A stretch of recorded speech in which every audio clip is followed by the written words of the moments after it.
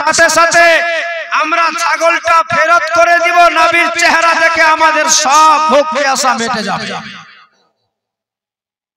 যে সিংহ সবথেকে বড় আছে সে বুদ্ধি দিচ্ছে, লাস্টের দিকে ও নিজে আবার বলছে তোদের প্রতি কারোর প্রতি আমার ভরসা নেই, কারণ এমনিতে না খেয়ে আছে, কে বলা যায় না যদি মেরে দেয় আবার জোরে। অতএব ও নিজে বলছে আমি নিজে যাব, তোদের কাউকে তুলতে হবে না। হঠাৎ করে একদিন আমার নবীজি নাই বাড়িতে আছে, দায় হালেমার সব থেকে যেটা বড় ছাগল আছে, সিংহ গিয়ে খপ করে ছাগলটাকে তুলে নিল, জঙ্গলে নিয়ে চলে গেল। বাচ্চাটা হালেমার বাচ্চাগুলো দেখে নিজের চোখে দেখতে পেল, দৌড়াতে লাগলেন বাড়িতে, মা গো মা, সব সর্বনাশ হয়ে গেল।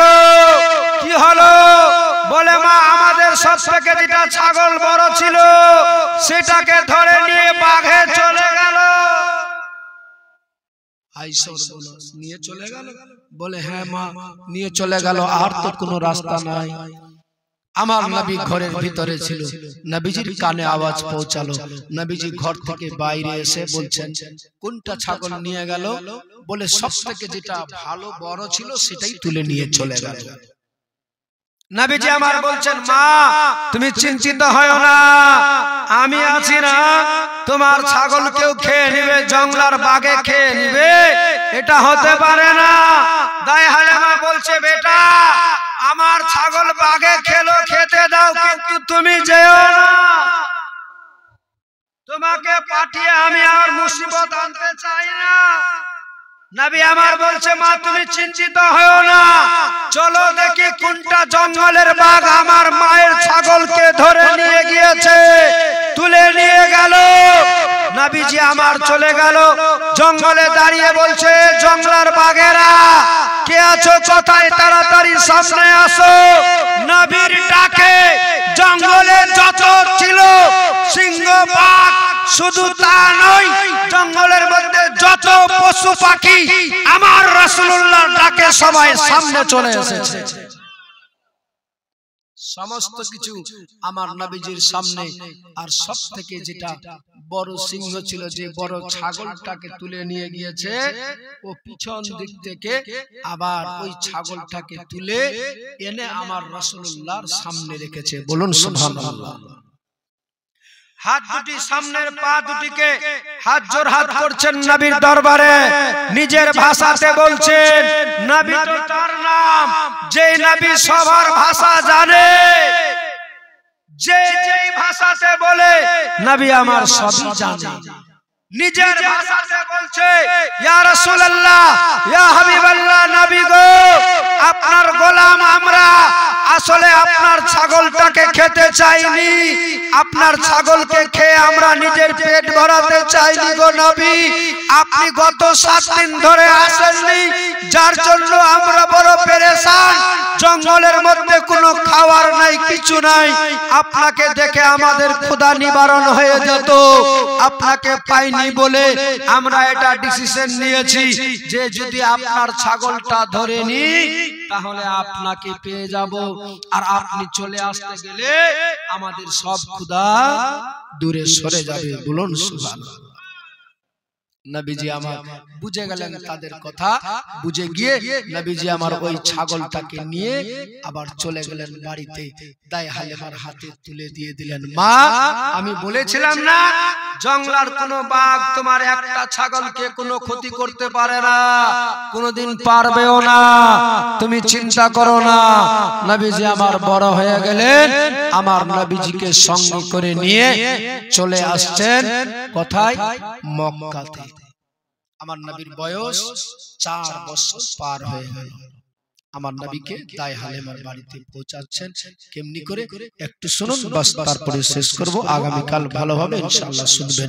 আমার মায়ার নবী দয়ার নবীকে নিয়ে সঙ্গে করে যখন আসার তারা পদ্ধতি নিয়ে নিল, যখন আসার জন্য তারা রেডি হয়ে গেল, আমার নবীকে নিয়ে আসবে মক্কার মতো জায়গাতে, যত টাইপের নারীরা ছিল সবাই হালেমার কাছে যায়, বলে হালেমা নিয়ে যায় যেও না, যেও না, যেও না, কারণ এই নবী মুস্তাফাকে পেয়ে, এই সন্তানকে পেয়ে আমরা সব কিছু পেয়ে গিয়েছি। এই সন্তানকে পেয়ে আমাদের সমস্ত অভাব দূরে সরে গেল। আজকে হালেমা তুমি কেন নিয়ে যেতে যাচ্ছ? বলে না না, আর রাখা যাবে না, কারণ যতদিনের প্রতিশ্রুতি দিয়েছিলাম আমি ততদিন সময় পেরিয়ে গিয়েছে, আর রাখা যাবে না। আমার রাসূলুল্লাহকে নিয়ে যাচ্ছেন মক্কাতে।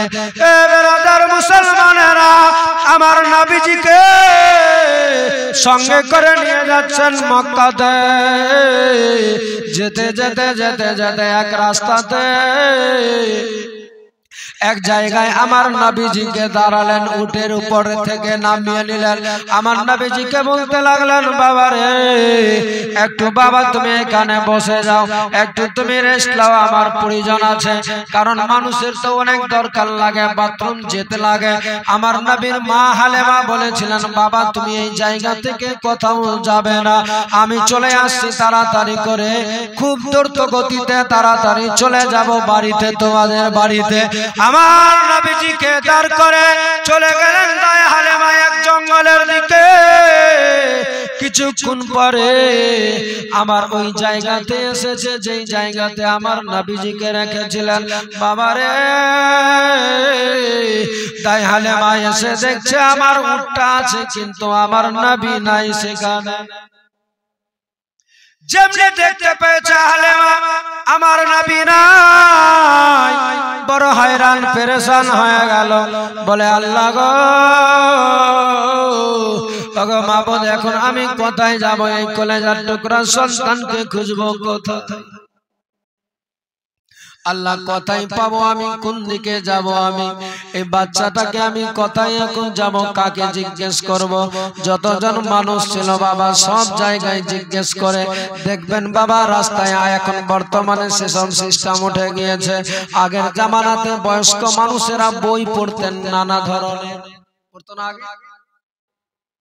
এখন বই পড়া হবে না।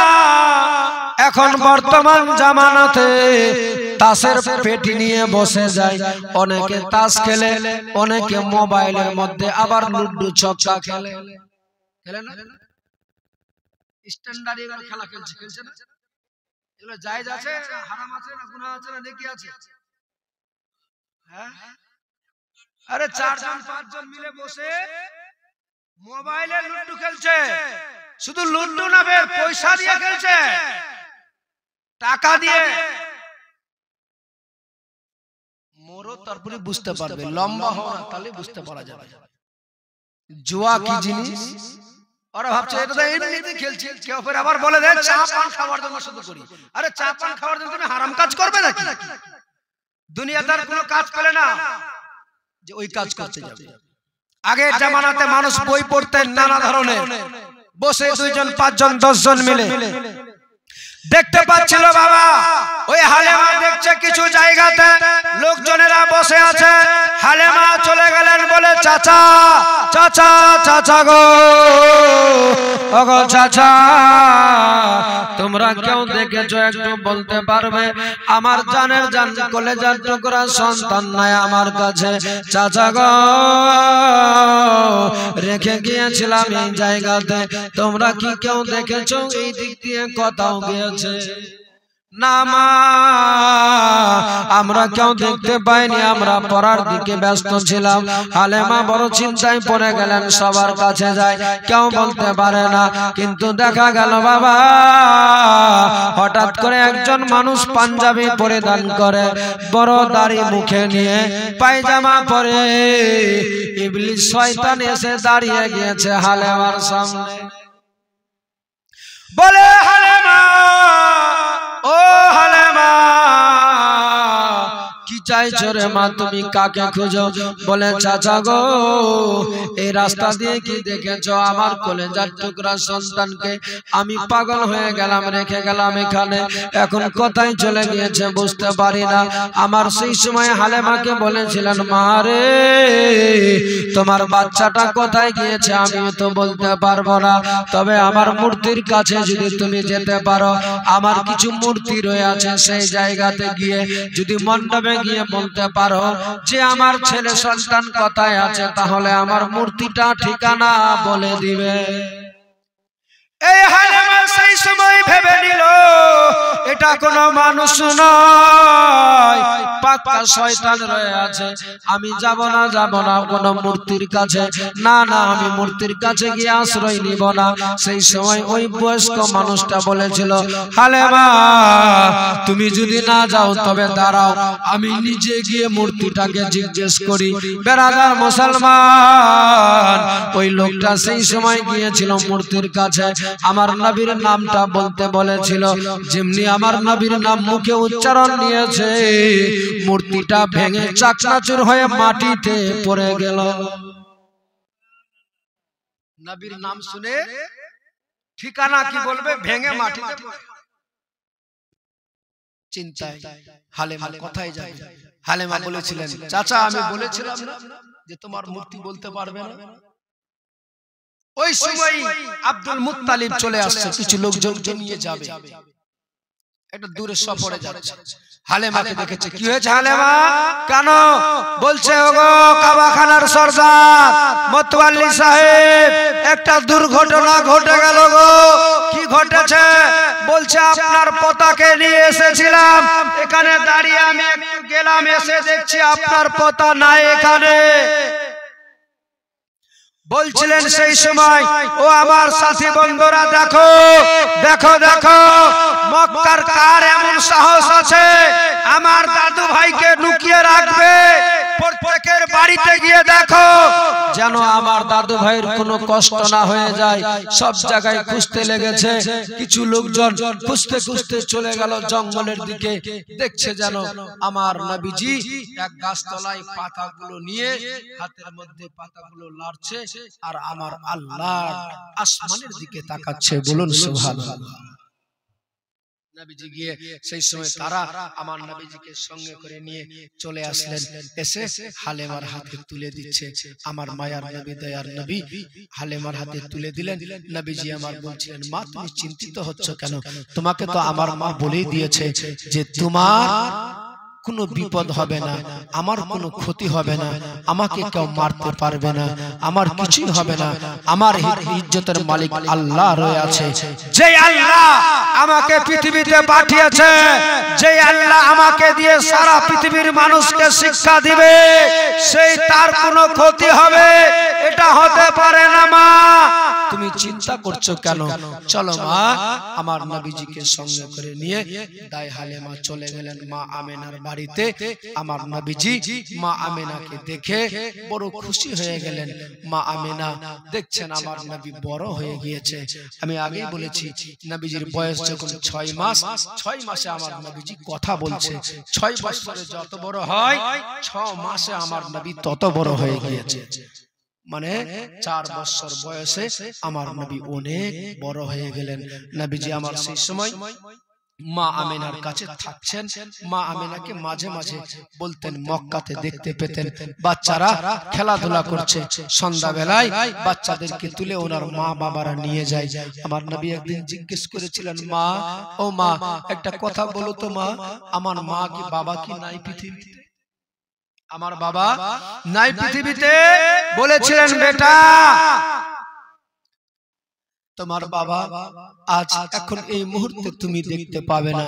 আমার নবীকে সান্ত্বনা দেওয়ার জন্য বলেছিলেন, বেটা তুমি চিন্তিত হয়ো না, একদিন ঠিক সময় আসবে তোমাকে আমি তোমার বাবার কাছে নিয়ে যাব। বলুন সুবহানাল্লাহ। নবীজিকে আমার দিচ্ছেন সান্ত্বনা, আর চোখ দিয়ে টস টস করে পানি বয়ে যাচ্ছে। ভাবছে যে আল্লাহ আজ যদি আমার স্বামী বেঁচে থাকতো কত না আনন্দ পেত। আমার ছেলে কলেজার টুকরা আমারে জিজ্ঞেস করে সবার বাবা এসে তুলে নিয়ে যায়। আমিও দেখছি খেলছে তোরা, কিন্তু সবাই নিয়ে চলে গেল। আমাকে কেউ একটু জিজ্ঞেস করলো না, আমাকে কেউ জিজ্ঞালো না। আমার নবীকে দিচ্ছেন মা আমেনা শুধু সান্ত্বনা। এই সান্ত্বনা দেওয়া ছাড়া আমার নবীর মায়ের আমেনার কাছে কিচ্ছু ছিল না। মা আমেনা আমার নবীকে নিয়ে থাকতে লাগলেন। নবীজির বয়স প্রায় 6 বছর হয়ে গেল। আমার নবীজি সেই সময় বলেছিলেন, মা ও মা আমার আব্বার কাছে কি যেতে পাবো না? এই কথা বলে আমার নবীজি মা আমেনা সেই সময় বলেছিলেন, বেটা চিন্তা করো না, তুমি যাই, আমার তোমার দাদু আমার শ্বশুর আব্বার কাছে একবার জিজ্ঞেস করে দেখি। আমার নবীজিকে সেই সময় সঙ্গে করে নিয়ে গেলেন। মা আমেনা বলছিলেন, আব্বা গো, ওগো আব্বা, আপনার যদি পারমিশন হয় একটা কথা বলবো। আমার নবীজি সেই সময় দাঁড়িয়ে দাঁড়িয়ে দেখছেন। আব্দুল মুত্তালিব বলেছিলেন, কি বলবে মা বলো? বলেছিলেন, আব্বা আজ আমার এতদিন হয়ে গেল, আপনি সব জানেন, 6 বছর পার হয়ে গেল, আজ আমার স্বামী নেই পৃথিবীতে, আপনার সব জানা আছে, আপনার জানের জান কলেজার টুকরা সন্তান আমারই ছেড়ে চলে গেল, আজ 6 বছর বয়স হয়ে গেল, আপনি জানেন আমার মদিনায় যাওয়া হলো না, মদিনায় কোনোদিন গিয়ে এখন পর্যন্ত গিয়ে পৌঁছাতে পারলাম না, তাই আমি বলতে চাই আপনার যদি পারমিশন হয় তাহলে আমার মন চাইছিল যে একটু আমি মদিনায় যেতাম, মদিনা থেকে একটু ঘুরে আসতাম। আমার নবীর মা আমেনা এই কথা বলার সাথে সাথে আব্দুল মুত্তালিবের দেখছেন চোখ দিয়ে টস টস করে পানি বয়ে যাচ্ছে। নবীজি আমার দেখছেন তাকিয়ে যে আমার দাদুর চোখে পানি কেন, কাঁদছে কেন? আমার মা আমেনা বলেছিলেন, আব্বা ওগো শ্বশুর আব্বা, আপনি কাঁদছেন কেন? আপনার চোখে কেন পানি? কি হয়েছে? কেন আপনাকে তো আমি দুঃখ লাগা কোনো কথা বলিনি, যদি আপনার মনে দুঃখ হয় তাহলে আমি আর আপনারে বলবো না। আমার নবীর দাদু বলেছিলেন, মা রে, আজ আমাকে সেই দিনের কথা মনে পড়ছে যেই দিনে আমার সন্তান 10টি সন্তানকে বলেছিলাম, বেটা তোমাদেরকে সফরে যেতে হবে। আমার সব সন্তানেরা বলেছিল, তারা মেনে রাত্রে বেলায় বলেছিলেন, হ্যাঁ আব্বা সকালবেলা চলে যাব। মারে তুমি জানো আমার 9টা ছেলে সবাই চলে গেল, আমারে কেউ জিজ্ঞেস করলো না, আমারে কেউ বলে গেল না। আমার জানের জান কলেজার টুকরা সন্তান খাজা আব্দুল্লাহ আমার কাছে সকালবেলায় পারমিশন নিয়ে গিয়েছিল, মারে আর সেই ছেলে সেই খাজা আব্দুল্লাহ আমাকে ছেড়ে এই বুড়োটা থেকে গেল, আমি থেকে গেলাম, আমার সন্তান আমাকে ছেড়ে চলে গিয়েছে। মারে আজ আমার মনে বড় ভয় হচ্ছে, হয়তো তুমিও আমাকে এমনি করে রেখে এই মক্কাতে এই বুড়োটাকে রেখে তুমিও হয়তো আমারে ফাঁকি দিয়ে চলে যাবে। আমার মা আমেনা বলেছিলেন, আব্বা আপনি কাঁদিয়েন না, কাঁদার কিছু নেই, আল্লাহ যদি নসিবে রাখে আমি ফেরত চলে আসবো তাড়াতাড়ি করে, তবে আব্বা আপনাকে একটু পারমিশন দিতে হবে, আপনার যদি কষ্ট হয় আমি যাব না আব্বা। তবে সেই সময় আব্দুল মুত্তালিব বলেছিলেন, মা আমার পারমিশন আছে, আমি যাওয়ার হুকুম দিব তোমাকে, তবে একা যেতে পাবে না, তুমি সঙ্গে করে নিয়ে এই আমার খাজা আব্দুল্লাহর যে দাসী যার নাম উম্মে আইমান তাকে সঙ্গে করে নিয়ে যাবে। আমার নবীজি সেই সময় খাজা আব্দুল্লাহর দাসী উম্মে আইমানকে সঙ্গে করে নিয়ে উটের উপরে চেপে যাচ্ছেন মদিনার দিকে। কি হচ্ছিলেন কালকে আগামীকাল আপনারা যতক্ষণ থাকবেন বসে ইনশাআল্লাহ তাআলা আপনাদেরকে শোনাবো। আর সামনে দিকে এখন আগাচ্ছেন, সকলে মিলে দাঁড়িয়ে যান, একটু ক্যাম্প করে নেন। ইয়া নবী সালাম